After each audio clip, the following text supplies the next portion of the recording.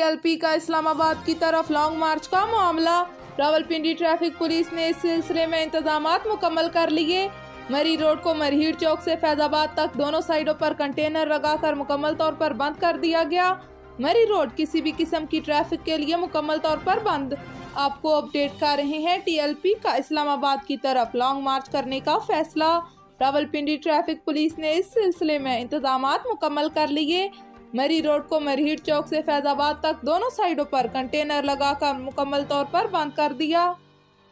नौशहरा वादी सोन से मलक जाहिद फारूक अवान की रिपोर्ट के मुताबिक गवर्नमेंट मॉडल हाई स्कूल में स्कूल काउंसिल का इजलास प्रिंसिपल हसन रजा की जेर सदारत मुनक्किद हुआ। स्कूल की तज़ीनो आराइश और मयार तालीम की बेहतरी के लिए तजावीज़ पर बात हुई।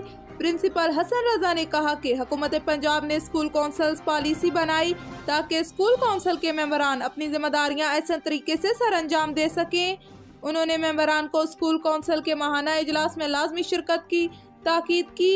मेंबरान जाहिद मलक, हाजी कैसर इकबाल, मलक मुख्तार और मलक जफर इकबाल ने स्कूल के मैट्रिक के नताइज पर इत्मीनान का इजहार किया और असातिज़ा की कारकर्दगी को सराहा।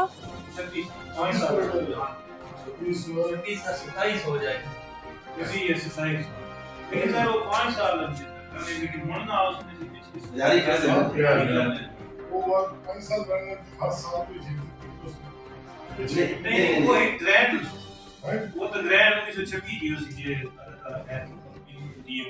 जितनी भी है वो रानिंग है।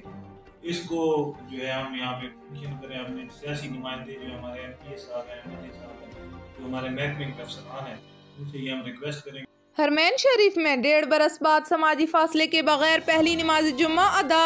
अदारा अमूर हरमैन की जानब से मस्जिदुल हराम में आने वालों की सहूलत के मजीद 50 दरवाजे भी खोले गए।